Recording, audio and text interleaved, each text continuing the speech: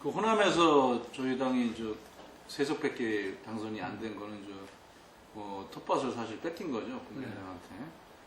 그 부분은 이제 호남 민심이 이제 민당에 대해서는 여러 가지로 좀 비판적이고 섭섭한 점이 많았다. 뭐 그런 정도의 결과를 예상하고 하셨을 것은 아니겠지만 어떻든 간에 저희 당에 대한 지지는 제대로 저희가 받지 못한 것에 대해서는 선거 끝나고도 많이 자성하고 지금도 이제 다시 호남 민심을 얻기 위해서 지속적으로 노력을 하고 있는 중입니다.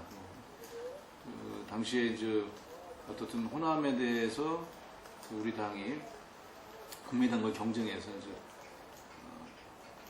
패배했던 것이라고 저는 인정을 하고 그렇게 됐던 원인들이 호남 민심을 민당에서 제대로 받아 안지 못했고 또 마지막에 2015년 12월에 당이 이제 약간 소분열되는 형상을 보였던 것에 대한 실망감들이 저희에 대한 채찍으로 돌아온 거라고 생각을 하고 앞으로의 문제는 조금 그 두 가지가 필요하다고 생각합니다. 하나는 이제 진정성 있게 호남의 민심에 다가서야 된다. 그것은 뭐 이벤트라든가 이해성 행사라든가 말의 성찬의 문제가 아니라 그분들이 민주당에 대해서 섭섭해하고 있고 기대하고 있는 것들을 정말 온몸으로 받아 안고 하는 게 좀 필요하다고 생각하고요. 두 번째로는 이 큰 선거에서 내년 정권교체의 승리의 가능성을 보여야 된다고 생각합니다. 그래서 우리가 전략적으로 민주당을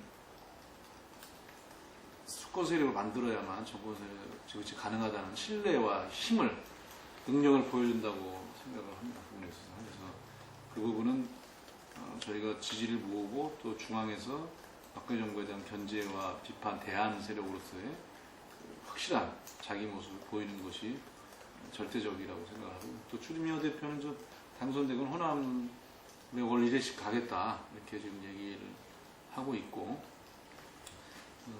호남특위도 만들겠다 이렇게 해서 일회성만이 아닌 아까 말한 두 가지 정서적으로 저희에 대해서 섭섭하고 비판적이었던 부분들을 갖다가 온몸으로 끌어안고 진정성 있게 그 마음을 다시 얻는 작업을 하는 것이고 또 하나는 이제 내년도 대선에서의 정권 교체의 가능성을 민당을 통해서는 할 수 있다라는 것을 갖다가 보여줘야 되는 이 두 가지를 꾸준히 해야 된다고. 당시에 이제 총선 앞두고 그런 얘기를 하셨고 그 결과는 이제 전체 선거에서 저희가 정선거에서 이겼지만 호남에서는 참패를 했습니다.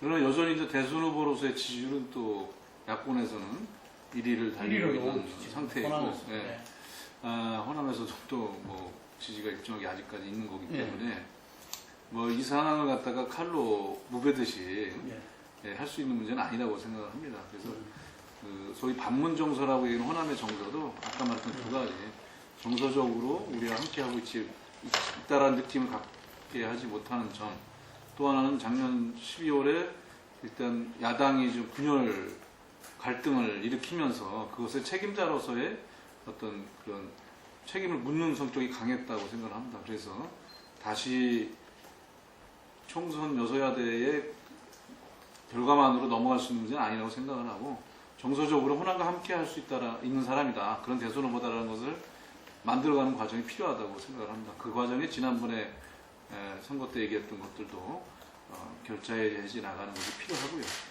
그 다음에 결자해지라는 게 그걸 지켜라고 이런만의 문제가 아니라 그 또 하나는 역시 승리의 가능성에 대해서 해낼 수 있다. 내가 다시 이번에 했을 때 이런 것들을 호남의 민심을 통해서 얻는다면은 그런 거부감이나 어떤 비판 이런 것들도 극복할 수 있는 시간과 길이 있다고 생각합니다. 현재 뭐 당내 지지도라든가 또 대선 후보 지지도는 1위를 달리고 있고 또 당내 지지 기반 이런 걸 봤을 때는 이제 앞서 있기 때문에 대세론이 있다라고 얘기를 하는 것은 현실이고요. 다만 이제 대세론이 이제 그대로 갈 거냐, 뭐 경선도 그렇고 이제 본선도 그렇고 여기에 대해서는 뭐 당연히 여러 가지 이견이 있을 수 있다고 생각합니다. 뭐 다양한 입장이 있기 때문에 하나는 이제 그 이대로 그냥 대세로 가면 후보는 되지만 본선은 취약하지 않냐라는 그 걱정 내지는 과거에 또 이제 역전된 사례들이 많이 있기 때문에 뭐 그거를 강조하시는 분들이 있다고 생각하고 한쪽에서는 이제 오히려 야권이 좀 흩어져 있기 때문에 빨리 대세를 만들어서 그 힘을 가지고 이제 본선도 정리하는 게 좋다라고 또 보는 분들도 있는 것 같아요. 이거는 이제 중요한 것은 우리가 뽑는 후보가 본선에 승리할 수 있게 만드는 것이 중요하다고 저는 생각을 합니다. 지금은 이제 대세론이냐 또는 뭐 대세론만에만 그칠 것이냐의 문제는 하나의 논쟁이라고 생각을 하고요. 그렇다면은 좀 더 강한 그 이길 수 있는 후보를 만드는 저 앞으로의 당 대선 후보 선출 과정을 어떻게 해나갈 것인가. 여기에 이제 전략적이고 또 당심과 민심을 모으는 그런 프로그램들이 필요하다고 생각합니다. 저는 저 그 송영길 의원 이번에 전당대 후보와는 또 인천에서 그 함께 여러 가지 정치 과정 겪어서 공개적으로 지지를 했었고요. 이제 뭐 뜻밖의 예선에서 탈락을 했어요. 그러고 나서 본선에서는 추미애 후보가 당선이 됐는데 전당대회 당선된 날 밤에 연락이 왔는데 제가 받지 못해 그 다음날 아침에 통화를 했는데 수석 대변인 제안을 받아서 저도 고민을 했습니다. 저는 이제 그 탈락한 송영길 다른 후보를 일단 예선이긴 하지만 밀었었는데 또 중책을 초반에 그것도 되자마자 제안을 하셔서 제가 이제 별로 할 역할한 게 없는데 중책을 맡을 수가 있겠냐 이렇게 좀 고사도 좀 했고 또 의견도 좀 나눴는데 아마 이제 통합과 탕평 적재적소라는 인사 3원칙 차원에서 저한테 과분한 직책을 제안하신 것 같고 또 이번에 8.27 전대에서 선출된 지도부가 내년 대선을 저희가 이길 수 있는 체제를 만들어가는 그런 중요한 지도부이기 때문에 부족하지 힘을 모아야 되겠다는 생각에서 참여를 하게 됐습니다.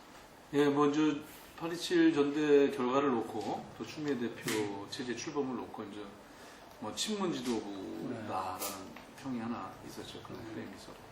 다른 최고위원들도 워낙 네, 이번에 최고위원 선출 방식이 좀 독특했는데 뭐 지역의 권역별 위원장들을 뽑아서 그거를 이제 소권역을 뽑고 이제 중권역에서 그 호선에서 들어오는 방식이었고 부문에서 또 최고위에 직접 올라오는 방식이어서 전에 전국선거의 선출을 통한 방식과는 좀 확연히 달랐는데 어떻든 구성 결과가 뭐 밖에서 볼 때는 친문에 가까운 분들이 뭐 다수를 차지하는 그리고 추미애 대표조차도 그쪽의 지지를 좀 많이 받은 거 아니냐.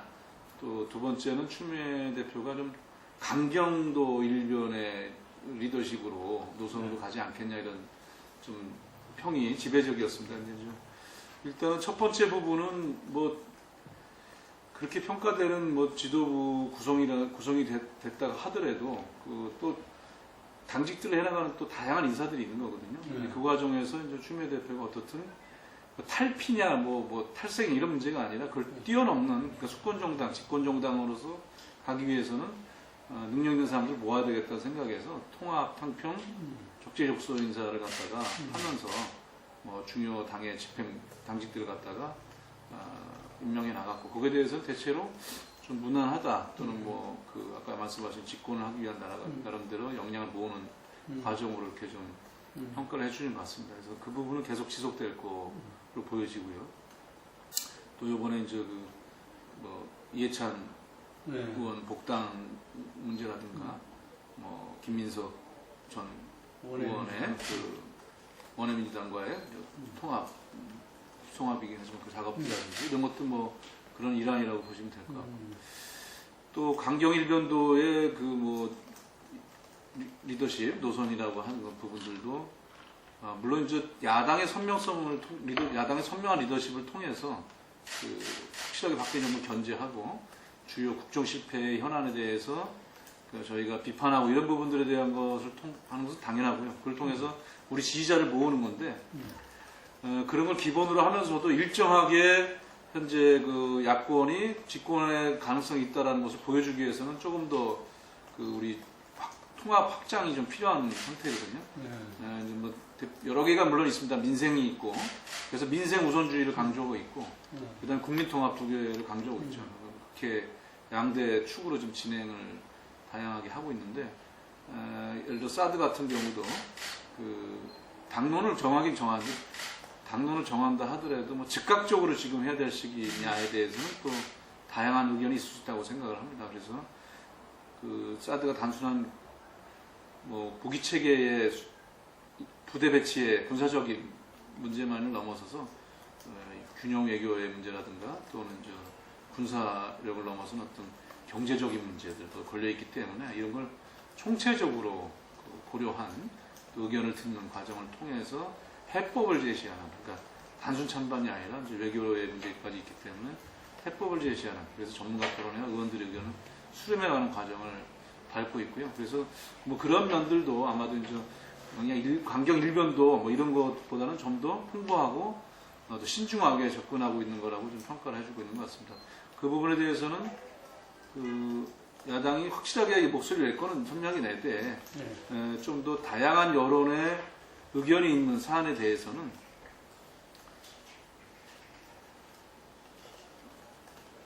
그 통합적인 여론 수렴을 통해서 결론을 내려갈 것입니다. 그 지금 이제 대북 제재 강경 일변 들어왔고 아까 말씀하신 걸 반박하면은 이미 보수 정부가 10년이 지금 되고 있습니다. 이명박 정부 5년과 박근혜 정부 지금 뭐 4년 차에 들어와 있는데 그 전에 10년을 갖고 북한이 핵을 만들었다고 얘기하고 하는 것은 본인들의 잘못을 전가하거나 은폐하거나 또는 그 무능을 드러내는 것에 다름이 아니라고 생각을 합니다. 그러니까 뭐 오늘 보니까 총리 답변이나 뭐 이런 것도 지금 제재할 때 대화할 때가 아니라 전쟁 중에도 대화는 원래 하는 거라고 하지 않습니까? 그래서 10년 동안 강경 일변으로 제재해 왔지 않습니까? 그렇지만 핵실험은 4번이나 했단 말이에요. 그 정부에서. 그리고 뭐 그 전에 기반 만들어서 했다고 하지만 그 전에 노무현 정부 핵실험 한 번 했었고, 그리고 까지 2, 3, 4차, 5차까지는 그 MB 정부와 박근혜 정부에서 발생을 했는데 그거를 다 앞에서 했다라고 얘기하면 그거 뭐 변명치고 너무나도 이제 말이 안 되는 거라고 생각을 하고요. 외교의 실패가 전쟁을 부르는 경우들이 많이 있습니다. 사실상 있어서. 유명한 미국의 교수도 한 얘기지만 얼마나 그 외교라는 것들이 하나의 트랙으로만 되지 않는다는 걸 보여준다고 생각을 하고, 어제 한미 외무부 장관 3개국 외무부 장관 회담이 있었습니다. 끝나고 별도 기자회견과 존 케리 미 국무장관도 대화가 필요한 시점에 이런 얘기를 했습니다. 그래서 외신은 굉장히 중요하게 저희가 보고 있는, 조건 없이 얘기를 했어요. 왜 대화가 필요한 시기다, 대화로 풀어야 된다 이런 얘기를 했었거든요. 그래서 그 과거의 정권의 문제로 한다든가 또는 오로지 지금 대결이라고 하는 것 자체가 외교적으로는 뭐 상당히 좀 빈곤한 거라고 생각합니다. 예, 뭐 하여튼 강기문 총장의 출마설이 자꾸 요즘 뜨겁게 나오고 있는데,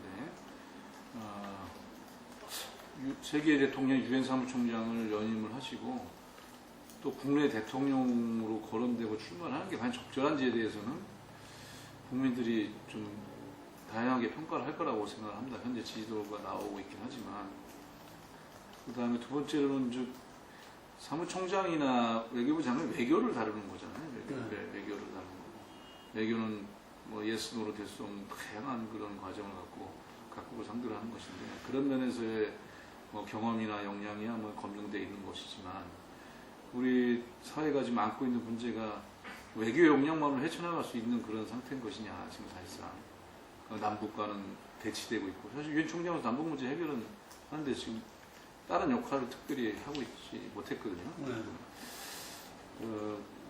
또 이 경제적으로 지금 저희가 상당히 어려움을 겪고 있고 경제 실패했다, 민생이 지금 최악이다 이런 얘기를 하고 있는데, 그런 경제에 대한 대안, 또 국론이 분열돼서 그 지역의 통합도 지금 어렵고 세대 간 통합도 어렵고 뭐 여러 가지 문제제기가 나온, 또 보수와 뭐 진보의 문제도 있고, 이렇게 우리 사회가 통합이 상당히 중요한 시기가 됐는데, 경제와 통합이 양축일 텐데 다음 대통령이 화두라고 저는 생각을 합니다. 그래서 남북관계 아무래도 세 가지가.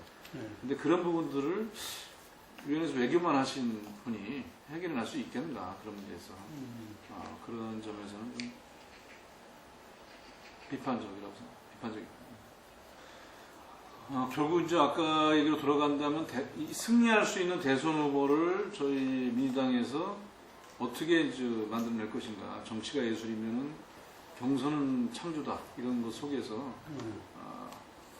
대세 후보도 있을 수 있지만 또 만만치 않은 또 후보들도 있을 수 있고 네. 그런 사람들이 그라운드를 정말 넓게 쓰면서 네. 또 넓게 쓰면서 다양한 그런 자기의 능력으로 드리블도 하고 슛도 때리고 하면서 경선 과정을 진행해 나간다면 저는 많은 관심을 끌어줄 수 있다고 생각합니다. 그 이후로 저희 야권 지지자, 야권 후보, 대선 후보 예비 분야의 지지율이 뭐 48%가 된다는 또 지지율 합산이 있더라고요, 보니까. 네. 물론 저희 당 아닌 분도 있긴 하겠지만 그만큼 후보군이 꽤 저희가 풍부한 편입니다. 뭐 문재인 후보도 있지만 박원순 시장, 뭐 안희정 지사, 또 영남권에서 당선돼서 좀 놀라움을 안겨줬던 우리 김부겸 의원이라든가 또 뭐 기초정책이나 좀 이재명 예. 시장이라든가 또 그 외에도 또 지금 현재 입장을 정하고 있지는 않습니다만은 뭐 손학규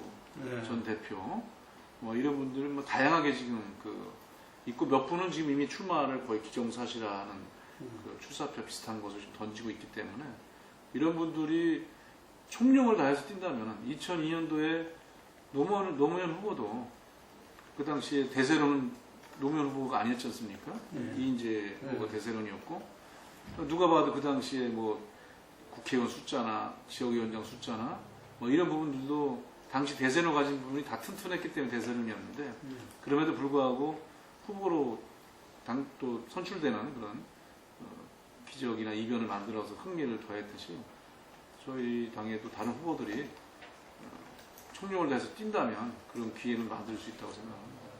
다만 그 역동성을 당이 어떻게 만들어낼 것인가 여기에 대해서는 전략적 고민도 많이 필요하다고 보여집니다. 일단 어떻든 간에 서울시라는 건 아주 거의 뭐 제일 거대한 그런 그 행정의 일번지인데 재선 시장을 하고 있고 또 일정한 성과도 내오고 있으시기 때문에 박원순 시장이 만약에 이제 출마를 결심하고 뛰어든다면은 만만치 않은 또 지지세를 볼 수도 있다고 생각합니다. 우리가 이제 뭐 이 단일화를 모든 걸 전제로 시작할 수는 없겠죠. 그 부분에서 그러니까 각자 자기의 역량으로 뭐 당선될 수 있는 지지를 모은다면 그것이 이제 뭐 가장 베스트한 길이라고 생각합니다. 하지만 이제 야권의 역대 대통령 선거가 다 이제 근소하게 저희가 이겼던 그런 경험도 있기 때문에 야권 진영의 지지자들을 총력적으로 동원해 내야 되는 것과 아울러서 그 분산을 막기 위해서 후보 간의 그 승리에 그 영향을 주는 그런 구도를 단일화하기 위한 노력은 저는 필수 불가결하다고 생각을 합니다. 다만 그것을 전제로 시작하는가, 그것을 나름대로 지지세를 모으다가 승리를 위해서 할 것인가 이런 거의 차이는 좀 그 시기나 강조의 차이는 있다고 생각하고요. 무엇보다 중요한 것은 정권 교체가 지금 이 박근혜 정부의 오만과 무능을 봤을 때는 절대적이다. 특히 경제적으로 봐서 그렇고 외교적으로 봐서 그렇기 때문에 그것이 가장 큰 목표여야 된다. 그 목표에 부합하는 방식이 나중에 각자의 표를 모으는 지지 세력을 통합시킬 수 있는 힘이라는 그것을 절대 전제화해서도 안 되지만 절대 배제해서도 안 된다고 생각합니다.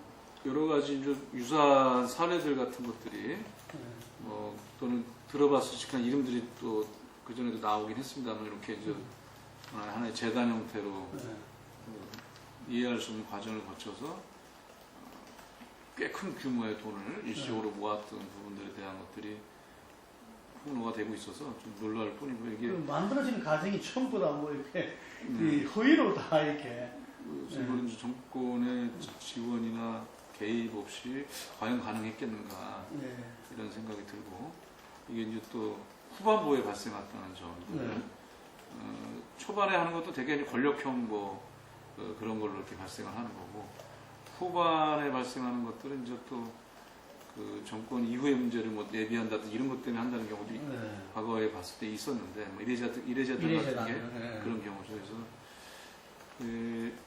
최준실 게이트 같은 거로 그런 게 열리고 있는 게 아닌가 이런 좀 의구심을 갖고 있습니다. 예, 저희가 이제 대정부 질의 과정에서 이건 집중적으로 이 부분에 대해서는 정부 측에 그 질타를 하고 또 답변을 받아내도록 할 거고 이제 오늘은 그 오늘 외교 분야여서 좀 그랬습니다만은 본회의에서도 지속적으로 아마 화력을 집중할 겁니다. 그리고 이제 국감에 교문위가 1차 소관위원회이긴 하지만 관리위원회가 여러 개가 있거든요. 그런 것들을 저희가 TF를 만들어서 강력하게 이 문제에 대해서는 집중력을 추가해 나갈 것이고 당 차원에서도 화력을 집중할 겁니다. 집권 전략이라든지 뭐 이런 거가 될 거라고 생각을 하는데요. 이제 저는 뭐 당대표에게 되고 나서 이런 건의를 한번 했었습니다. 그러니까 우리가 정말 민주당에서 선출되는 대선 후보가 그 민주당의 후보가 아니라 그 정권 교체를 할 수 있는, 이길 수 있는, 승리할 수 있는 후보를 이번에 창출해야 된다. 이 경선 과정에서. 창출이다. 그냥 말이니까. 그래서 그러려면 다양한 세력이 함께 할 수 있어야 되고 또 대선에 뛰어든 후보군들이 자기들이 여기서 같이 하겠다라는 어떤 그런 동기부여와 기회부여들이 이루어져야 된다고 생각합니다. 당원당규도 있지만 또 유력한 후보들의 의견도 있는 것이고 역대 대선은 다 그런 정치 협상을 통해서 이루어졌고 그게 돼야만 승복이 가능하죠. 그 사상에 있어서. 그래서 그런 부분들을 정말 성공적으로 관리 나오는 게 중요하다고 생각을 대선 후보 창출 과정이 중요하다고 생각을 하고 있고요. 두 번째는 저는 지금 경제가 정말 굉장히 위험한 상황이라고 봅니다. 사실상에서 이제 뭐 바보야 경제다 이런 말도 있었습니다만 진짜 민생의 위기가 특히 전 세계적으로도 소득 양극화가 이루어내고 있는 이런 놀라운 그런 정치적인 그 사건들이 많이 있었지 않습니까? 브렉시트도 대표적인 거였고 미국에서 지금 뭐 대선에서 보여준 양상도 결국은 소득의 양극화에 따른 많은 사람들의 그 고통과 절망감들이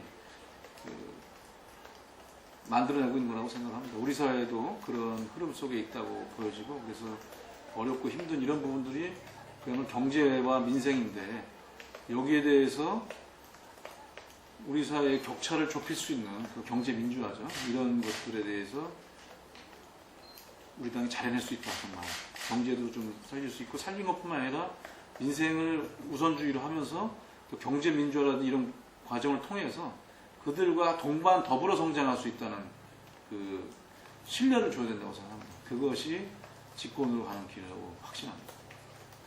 근데 약식이 지금 민주당으로 결정되는 겁니까? 아니 그거는 이제 법적으로 결정되려면 우리가 중앙위에서 원외민주당과의 통합을 의결하고 거기서 약칭도 결정을 해야 돼요. 그러면 이제 더불어민주당인데 약칭은 민주당으로 하자. 지금은 더민주당인데 결정된 그걸 가지고 선관위에 신고를 해요. 이제 분위기는 뭐 그 과정 더민주당에 대한 애착 가지신 분도 최근 당원들이 좀 있는데 뭐 그래도 민주당이라는 것들에 대한 전통성이라든지 이런 것 때문에 그렇게 될 가능성이 꽤 있죠.